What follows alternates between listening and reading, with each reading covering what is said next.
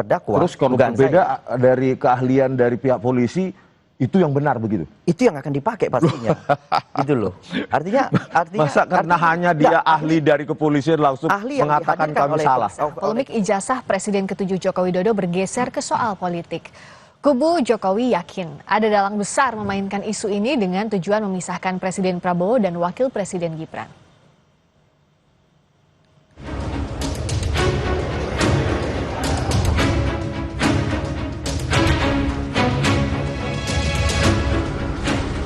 Polemik ijazah Presiden ke-7 Joko Widodo sepertinya masih jauh dari kata usai. Bukan hanya persoalan hukumnya, namun kini merembet ke urusan politik. Penuding ijazah palsu, Roy Suryo menyebut, Jokowi lah yang menggeser persoalan ijazah menjadi politis karena menyebut ada dalang di balik tudingan ijazah palsu. Padahal Roy Suryo menegaskan tidak ada siapapun yang membackinginya dalam menggugat keaslian ijazah Jokowi. Jokowi tiba-tiba di tengah-tengah peristiwa ini tiba-tiba mengeluarkan satu insinuasi, ya, pikiran yang kemudian ada orang besar di balik ini. Clear ya, Mbak, saya katakan tidak ada satupun pihak, jangankan orang besar, ya, orang besar mungkin badannya besar, orang badannya kecil kayak saya pun nggak ada di balik kami bertiga. Dan bahkan itu sebentar lagi akan kita wujudkan dalam bentuk tulisan ilmiah. Sebelumnya Jokowi meyakini ada dalang di balik tudingan ijazah palsu maupun isu pemakzulan Gibran. Jokowi menyebutnya sebagai orang besar. Tuduhan ijazah palsu maupun pemakzulan. Artinya memang ada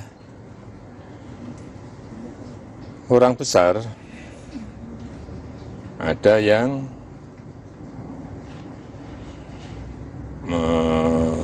backup. Kelompok relawan Jokowi menuding Roy Suryo CS hanya pion dari orang besar yang ingin memisahkan Prabowo Gibran. Orang besar yang dimaksud ingin menempatkan anak atau orang-orangnya sebagai pengganti. Saudara Roy Suryo CS ini kan hanya pion-pion aja. Di belakangnya kan pasti ada tokoh-tokoh yang menginginkan agar Prabowo Gibran ini berpisah. Nggak sukses. Ya, hingga 2029 mereka ingin menggantikan dengan anaknya atau orangnya. Ini mantan-mantan petinggi di Republik ini nih. Ya mereka inilah penuduh ijazah palsu dan juga pemakzulan. Kenapa? Dasar-dasarnya nggak ada sama sekali. Hingga kini, belum penetapan tersangka dalam kasus ijazah Jokowi, baik yang dilaporkan Roy Suryo CS maupun yang dilaporkan Jokowi sendiri. Yang menonjol justru saling tuding berbau politis soal ada atau tidak dalang besar isu ijazah. Tim Liputan, Kompas TV.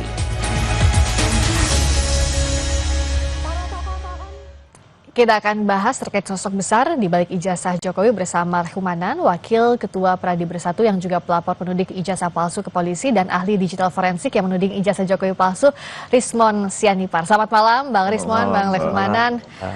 Ini kalau sekarang sudah sampai mana Bang Rismon after gelar perkara khusus kemarin? Lalu juga di Polda Metro Jaya masih ada laporan dari Pak Jokowi. Kalau dari tim Anda sudah dapat kemana ini progres after ini? Sudah ada undangan lagi? Sudah ada undangan untuk klarifikasi lagi atau seperti apa? Belum ada sama sekali, Mbak. Tapi begini, kami menghormati proses hukum yang ada di Polda Metro Jaya, tetapi kami meminta juga agar kepolisian juga ya memproses laporan saya di Polda DIY atas dugaan skripsi palsu.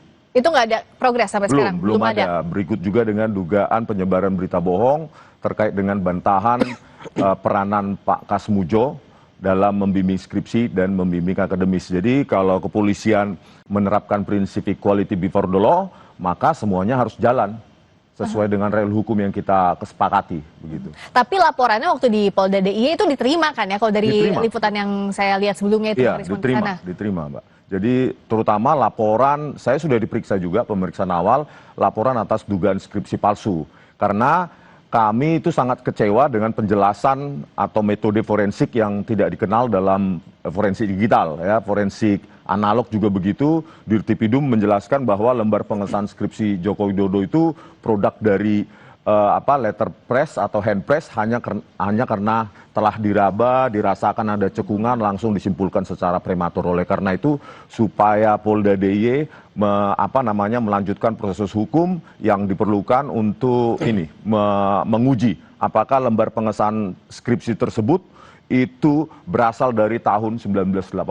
Nah, artinya apakah kalau di Polda Metro Jaya didorong untuk diselesaikan oleh pihak Anda, Bang Lehumanan, yang di Polda DIY juga laporannya Bang Rismon harusnya diproses dengan hal yang sama? Ya, artinya kalau terhadap 2 laporan polisi ya yang sudah ada ini, saya mendukung penuh ya. Secara personal saya mendukung penuh. Dua-duanya? Ya, dua-duanya berjalan aja, beriringan. Tapi pastinya perlu saya jelaskan di sini bahwa Polda Metro Jaya telah melakukan penyitaan terhadap ijazah Pak Jokowi, yaitu S1 maupun yang SMA. Nah, sehingga menurut saya yang apapun yang dilaporkan oleh Bang Rismon kepada Polda DIY itu ya pastinya mereka akan sedikit banyak mengalami kelambatan. Karena kenapa? Karena ijazah aslinya sudah disita oleh pihak Polda Metro Jaya. Nah, terkait skripsi mungkin yang disampaikan atau yang dilaporkan oleh Bang Rismon ini, ya pastinya kita juga akan minta nanti diuji, ya kan? Dalam arti ketika proses penyelidikan mungkin masuk nanti ke penyidikan, ya kita juga akan meminta biar diuji lab saja. Tapi kalau memang pihak kepolisian nantinya ketika memanggil, mohon maaf, Pak Jokowi dalam hal ini untuk dicek lab barangkali skripsinya, ya kita juga akan mendorong Pak Jokowi untuk di dalam proses penyelidikan untuk diserahkan saja. Karena kenapa? Nanti cek lab itu karena sudah pernah dilakukan ketika di Bareskrim, sebelum masuk penyidikan kan secara sukarela Pak Jokowi telah menyerahkan. Sehingga di dalam laporan yang dilayangkan oleh Bang Rismon ini, kami juga akan mendukung penuh, kami juga akan meminta Pak Jokowi kalau bisa memang serahkan agar proses hukum itu bisa terang benderang. Seperti itu. Artinya nggak ada masalah dong Bang Rismon tadi, ijazahnya udah disita juga sebagai ijazah analog. Kalau autentisitinya, keasliannya itu belum. Yang kalaupun ada yang diserahkan, ya kita belum melihat berita acara penyerahannya, ya. Begitu juga jangan diklaim dulu itu asli, ya kan? Kenapa bisa gitu? Loh, karena kami menemukan banyak fakta kan dari apa yang ditampilkan oleh Dirtividum, jumlah SKS cuma 122. Itu kan syarat untuk sarjana muda di UGM. Itu menurut peraturan akademik UGM tahun 1982. Jadi 122 SKS itu mana cukup untuk melanjutkan mendapatkan gelar sarjana penuh di semua fakultas Universitas Gadjah Mada, belum lagi nilai MKDU yang D, ya jadi belum lagi ketidaksesuaian tahun KKN, ya Dirtividum mengatakan 1983, Pak Jokowi meralat, belum lagi bantahan Pak Kasmujo, dan belum lagi cerita dari Profesor Sofyan Effendi. Jadi makanya jangan diklaim dulu bahwa itu yang diserahkan itu ijazah asli, tetapi ijazah analog iya. Nah, diuji pun belum itu. Bahkan ketika konvers, Dirtividum hanya menampilkan ijazah fotokopi. Dan kami telah melakukan sejumlah analisa ilmiah. Dan itu kami kompilasi nanti, semoga tanggal 17 Agustus kami susun itu 500 atau 600 halaman untuk membuktikan bahwa kami backgroundnya benar-benar ilmiah. Tidak ada bohir, tidak ada tokoh besar seperti yang dituduhkan oleh Pak Jokowi. Apakah iya betul tidak ada bohir, itu dijawab nanti Bang. Tapi tadi dikatakan oleh Bang Rismon bahwa dari mulai awal konferensi pers di Bareskrim, lalu ijazah yang disita tetap diragukan keasliannya bahwa itu ijazah asli atau bukan? Ya, jadi karena saya selaku pelapor, ya salah satu pelapor di perkara yang kita laporkan itu terkait dengan mungkin Bang Rismon ini sebagai terlapor, saya sudah kemarin diminta untuk datang memberikan pemeriksaan lanjutan. Jadi dari pemeriksaan lanjutan itu sekitar 29 pertanyaan saya sudah melengkapi. Kemudian diteruskan oleh Pak Silverster Matutina dan rekan saya Ade Darmawan juga diperiksa di hari yang sama. Oke, tahan dulu sampai sana. Nah, bagaimana prosesnya pada saat itu usai azan maghrib bagi wilayah Jakarta dan sekitarnya? Kami kembali. Silakan Bung Lehumanan dilanjutkan tadi soal pemeriksaan ijazah. Ya, terkait dengan pemeriksaan kami ya, salah satunya saya diperiksa di Polda Metro Jaya kemarin, pemeriksaan lanjutan, kemudian ada Bang Silverster juga, kemudian ada rekan saya Ade Darmawan.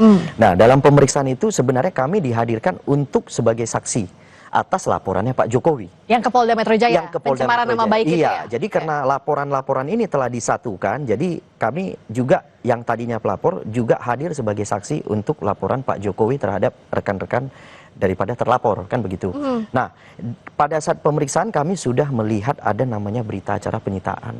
Nah, dari yang memang disita itu adalah ijazah asli Pak Jokowi. Malah yang disita sekarang adalah ijazah daripada S1 dan SMA. Kalau tadi yang Bang Rismon katakan bahwa ijazah yang disita itu belum tentu asli statusnya, itu Ya, gimana? itu yang artinya kan pemahaman ini kan jadi bias di mana-mana. Tapi polisi tidak mungkin melakukan suatu hal yang artinya melanggar hukum. Ketika dia menyampaikan penyitaan, itu penyitaan terhadap barang aslinya.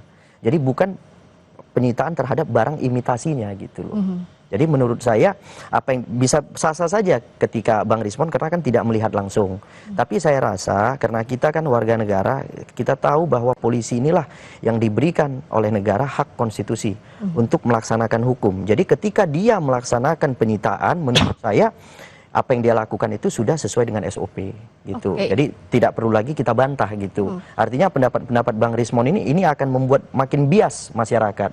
Jadi saya meminta supaya Bang Rismon ini juga harusnya menyerahkan kepada hukum, ya kan, kita ikuti saja, kita lihat nanti. Pastinya saya nyatakan penyitaan itu adalah produk asli yang disita. Produk asli yang disita nggak usah diraguin harusnya, kata Bang Lisman. Tidak dong, ya dengan Kenapa? banyak histori kepolisian juga memanipulasi barang bukti digital. Ya Misalnya? Kan? Kasus Jessica Wongso, kasus Vina Cirebon, kasus KM50, kasus Verdi Sambo. Oleh karena itu kepolisian perlu pengawasan. Nah pengawasan itu kan bisa kita lakukan kalau transparan. Kalau bukan hanya klaim-klaim, nah jelaskan kepada publik, tunjukkan aslinya di mana, metode forensiknya apa, output variabelnya apa, baru kita percaya. Apa yang dianggap oleh Bang Rismon dan kawan-kawan itu tidak asli yang disita oleh polisi, seperti yang tadi dikatakan Bang Leshumanan, itu ijazahnya asli. Loh, kita sesuai kan dengan ketika SOP. kuliah ya menempuh studi terutama di perkuliahan, kita kan ada observasi, pengamatan, terus analisa, baru kesimpulan. Terus kalau hanya diberikan kesimpulan bagaimana kita percaya? Sementara publik aja pun mengobservasi pun belum pernah. Melihat begitu dalam bentuk digital pun belum pernah. Tapi kita dipaksa untuk percaya. Belum lagi kita minta metode forensik apa yang dilakukan oleh kepolisian. Outputnya bagaimana? Apakah sudah uji kertas, uji tinta, jenis tinta, dan segala macam? Kan tidak pernah ada. Pondasi kami adalah kalau skripsinya bodong, maka dia akan mengalahirkan ijazah yang bodong juga. Gitu. Identik yang diuji oleh Bariskrim sudah kami bantah. Kami bantah mentah-mentah pada saat sidang gelar perkara khusus, dan tidak ada bantahan dari pihak Pak Jokowi maupun pihak dari Bariskrim, padahal kami tunggu di situ. Karena apa? Ilmuwan itu bisa salah loh. Kami siap salah dan dihukum begitu. Nah, tapi Bang Rismon, apakah memang kalau dari pihaknya Bang Rismon, ya untuk dijelaskan juga, apapun yang disampaikan polisi, apapun yang disampaikan pihaknya Pak Jokowi pasti dibantahkan, tidak akan ada jawaban memuaskan untuk Bang Rismon dan kawan-kawan. Memangnya apa yang disampaikan selama ini? Kan langsung jump into conclusion. Kan hanya dibilang asli, metodenya apa, penjelasan proses akademiknya saja dari UGM itu nggak pernah dijelaskan secara utuh. Terdaftar sebagai sarjana muda sejak tahun akademik 1980-1981. Tahun akademik berikutnya juga sarjana muda. Tiba-tiba ada transkrip nilai 122 SKS. Itu pun tidak final karena kami punya ya yang tahun 1985 transkrip nilai akhir itu tidak ancur-ancuran seperti itu. Nilainya malah tulis tangan. Nah, bukti-bukti yang disampaikan tadi bukan karena ada bohir di belakang Bang Rismon dan kawan-kawan, tapi jawabnya nanti usai jeda di Sapa Indonesia Malam. Kami segera kembali. Masih di Sapa Indonesia Malam, Pengadilan Negeri Sleman memutuskan tidak berwenang menangani perkara gugatan perdata soal ijazah Presiden ke-7 Joko Widodo. Majelis Hakim berpendapat perkara sengketa informasi publik lebih tepat diajukan ke Komisi Informasi Pusat atau Pengadilan Tata Usaha Negara. Pengadilan Negeri Sleman menggelar sidang gugatan perdata terkait ijazah Presiden ke-7 Joko Widodo yang diajukan Komarudin. Agenda sidang putusan sela yang digelar secara e-court atau elektronik. Dalam putusannya, Majelis Hakim yang diketuai oleh Cahyono memutuskan tidak berwenang mengadili perkara ijazah Jokowi karena masuk sengketa informasi publik. Dalam putusan sela tersebut nomor 106 itu bahwa Majelis Hakim setelah bermusyawarah menjadikan putusan sela menerima terhadap eksepsi kompetisi absolut. Ya, jadi intinya Pengadilan Negeri Sleman tidak punya kewenangan untuk menangani perkara nomor 106 pada 2020 ini. Itu tadi perkara perdatanya. Kalau pidananya masih bersama dengan Bang Rismon juga Bang Lesmanan. Saya ke Bang Rismon, bagaimana menjawabnya secara gamblang bahwa tudingan tokoh besar di baliknya atau bohir lah di balik Bang Rismon dan kawan-kawan itu nggak ada? Kalau saya ya pribadi, ya kalau ada bohir, tangkap aja saya Pak Kapolri. Itu aja apa saya. Itu standing position saya. Kalau memang ada, tangkap aja langsung saya. Karena apa? Karena itu jahat tindakan itu. Dibayar untuk menganalisa, berarti kan itu hasil analisa saya, berarti hasil dari pesanan berarti. Bukan kajian saya. Gitu. Oleh karena itu ya saya tantang Pak Kapolri, kalau memang ya memang ada yang bayar saya, tangkap. Gitu. Yang kedua, untuk menegaskan posisi saya, ya saya akan kompilasi metode-metode yang saya pakai, dan itu silakan bantah pihak dari Pak Jokowi maupun pihak Pak UGM. Itu aja, clear. Tidak ada tokoh besar di balik tudingannya Bang Rismon, Bang Roy dan kawan-kawan sejak awal kasus ini berlangsung sampai sekarang. Ya, saya kan menganalisa tentang ijazah dan skripsi ini sejak Maret 2025. Kalau pihak-pihak lain yang memang kebetulan kami ada di sebuah tempat itu kan punya agenda masing-masing, hak politik mereka. Tetapi bukan berarti saya bisa disetir, bukan berarti saya bisa disuruh-suruh, diorkestrasi, Rismon ke sini, Rismon ke sana, itu nggak ada itu. Makanya saya tantang, ya kalau memang ada tangkap aja langsung. Karena itu berarti saya orang jahat itu. Kenapa ditanyakan ini? Karena narasi tokoh besar, orang besar di balik ini kan dari Pradi Bersatu awalnya Bang Lesmanan, kawan-kawannya Bang Lesmanan. Jadi sebenarnya bahasa ini kan dimulai dari Pak Jokowi, ya kan, bahwa Pak Jokowi menyampaikan ada tokoh besar. Nah, tokoh besar itu ya kemudian dilanjutkan oleh Pak Silverstar dengan menyampaikan ada Partai Biru. Ya, kemudian selanjutnya dilanjutkan oleh rekan saya ada baju biru. Jadi sebenarnya baju biru itu kalau bisa saya tekankan di sini adalah kembali kepada Pak Roy Suryo, karena dugaan kami dalang daripada penyampaian ijazah-ijazah palsu ini berasal dari Pak Roy Suryo. Bukan tokoh politik tertentu. Jadi Pak Roy ini kan dulu memang berafiliasi di salah satu partai, tetapi kan sudah tidak. Tapi kami tidak ke sana ya sebenarnya arahnya. Kami sudah cuman mau menyampaikan bahwa tokoh itu adalah Pak Roy Suryo. Itu yang saya perlu sampaikan. Gitu. Karena dalam beberapa kesempatan saya perhatikan Pak Roy Suryo menggunakan baju biru. Jelas itu. Bang Silverstar juga pernah bilang mantan petinggi Indonesia. Siapa maksudnya petinggi itu? Nah, kalau petinggi itu ya artinya mungkin Pak Roy kan juga salah satu mantan petinggi kan sebenarnya kan. Bisa aja karena Pak Menteri, kan, gitu. mantan Iya, menteri. betul. Jadi kami tetap ngarahnya kepada Pak Roy Suryo, tidak ada orang lain. Bang Rismon lihatnya apa iya sejak awal tudingannya ke Bang Roy Suryo yang dimaksud oleh Pradi Bersatu dan kalau kawan-kawan? saya mandang ya janganlah Pak Jokowi ini bias sekali seperti itu, jangan terjadi adu domba. Ya, bagi saya ini adu domba. Saya sudah seringkali bertemu dengan Pak Roy Suryo, kita mengkaji hal yang sama, terus memang dalam kasus ini memang kita sama. Sudut pandang keilmiahannya, makanya kita bertemu. Kasus Jessica Wongso kami berhadapan diametral. Itulah keilmiahan bahwa kadangkala kita bertemu dalam satu hasil analisa yang sama. Saya sudah bilang sama Pak Roy Suryo, kalau nanti ada kasus lain ya kita siap untuk saling hadap-hadapan begitu. Oleh karena itu ya ini dituntaskan aja dengan, tadi kaitannya dengan PN Sleman dan PN Surakarta itu sampai NO tidak berwenang, itu harusnya kesempatan emas untuk Pak Jokowi sebenarnya. Untuk menunjukkan ijazahnya kepada publik yang Anda pakai untuk pencalonan presiden 2014-2019. Dan itu kan hak publik, harusnya kan pengacara-pengacara itu tahu Undang-Undang nomor 14 tahun 2008. Ya, ijazah yang pernah dipakai untuk mendapatkan jabatan publik itu kan sudah menjadi milik publik, sebenarnya milik rakyat itu ijazahnya Pak Jokowi itu. Tetapi inilah sangat panjang ya, jalan berliku. Oleh karena itu kami tegaskan bahwa kami tetap ilmiah. Saya, Pak Roy Suryo dan Bu Tifa tetap ilmiah. Tanggal 17 kami buktikan pada Indonesia bahwa kami benar-benar pada jalur ilmiah gitu, Bang Lesmanan. Gimana Bang Lesmanan? Ya, kalau artinya kan gini, apa yang disampaikan mungkin Bang Rismon dengan kawan-kawan itu kan secara ilmiah yang mungkin memang secara keilmuan daripada Bang Rismon kan gitu. Tetapi dalam proses yang kami laporkan ini kan dua hal yang berbeda. Yang kami laporkan adalah tuduhan palsu, ya. Yang kami laporkan ini adalah suatu tuduhan palsu terhadap suatu produk. Kan begitu kan? Tidak terima bahwa produk itu disebut palsu. Iya, kami tidak terima bahwa salah satu produk itu yang pernah digunakan Pak Jokowi sebagai instrumen itu dinyatakan palsu. Karena kenapa? Pihak Bareskrim telah menyatakan bahwa produk itu asli. Kemudian pihak universitas yang mengeluarkan produk itu telah diperiksa dan menyatakan itu asli. Kemudian ada teman-teman kuliahnya Pak Jokowi telah diperiksa dan menyatakan memang benar berkuliah dengan bersama gitu. Artinya dengan metode, dengan perbandingan itu kami menyimpulkan memang ini adalah tuduhan palsu. Sehingga terhadap laporan kami maka dinaikkanlah dari tahap penyelidikan ke penyidikan. Jadi yang bisa saya komentari di sini adalah bahwa laporan kami telah naik penyidikan, metode yang akan digunakan terhadap pemeriksaan laporan itu mungkin kami juga akan menggunakan ahli.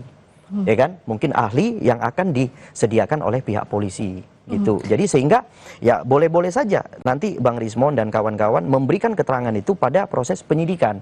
Ketika dipanggil kooperatif datang sampaikan seluruh metode-metode itu disampaikan.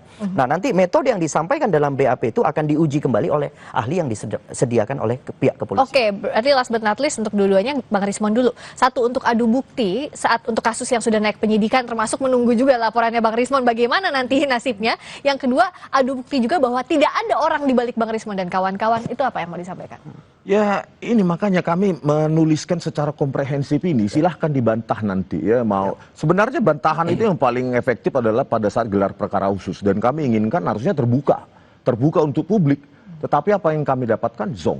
Ahli dari yang didatangkan oleh Pak Jokowi juga tidak membantah apapun tentang argumentasi kami. Oleh karena itu kami kompilasi, dan ini kalau memang Polda memanggil kami lagi, ya kami jelaskan. Kalau bisa BAP itu 500 halaman nanti kami buat. Silahkan ketik begitu loh. Oleh karena itu ya kami tetap berpendirian yang sama dari dulu. Saya sejak meneliti Maret 2025 ini, saya pergi ke lapangan. Tapi diprotes, kok sudah kesimpulan, ya inilah untuk memperkuat fakta lapangan dengan analisis secara komputer gitu loh. Bahwa digital forensik itu dalam kasus besar pernah kok dipakai untuk menyelesaikan atau mengotentikasi, menunjukkan bahwa dokumen analog palsu. Dua bisa saya katakan yaitu Killian Document dan Hitler's Diaries. Itu dokumen analog palsu ya, disimpulkan digunakan digital forensik untuk mengotentikasi, untuk membuktikan bahwa itu palsu. Jadi mana salahnya? Apa yang kami lakukan sudah dilakukan oleh negara maju gitu loh. Argumentasi pihak Pak Jokowi mengatakan dokumen analog hanya bisa diforensik secara analog. Tolong googling yang saya katakan dua kasus besar tersebut. Oke, kalau dari Bang Rismon untuk lawan BAP 500 halaman tadi gimana? Ya, itu artinya gini, saya nggak mau masuk terlalu dalam kepada proses penyidikan karena proses penyidikan ini kan milik polisi.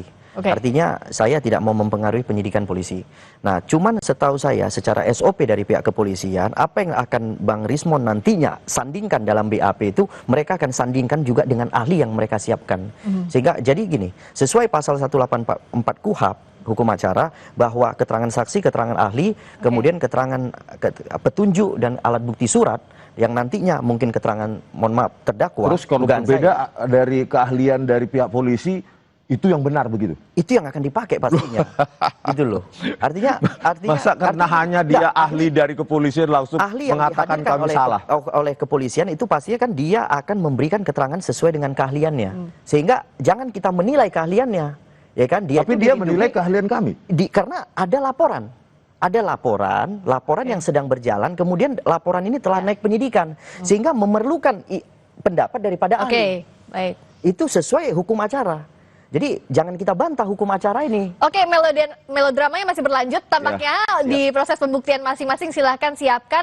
Termasuk apa saja yang baru. Kalau bukti-bukti tadi kan sudah disampaikan. Masih banyak. Masih banyak yang saya simpan. Apa saja episode baru yang akan dikeluarkan Bang Rismon dan juga Bang Leshmanan dan kawan-kawan. Kita akan nantikan. Terima kasih Bang Leshmanan. Terima kasih juga Bang Rismon Sianipar.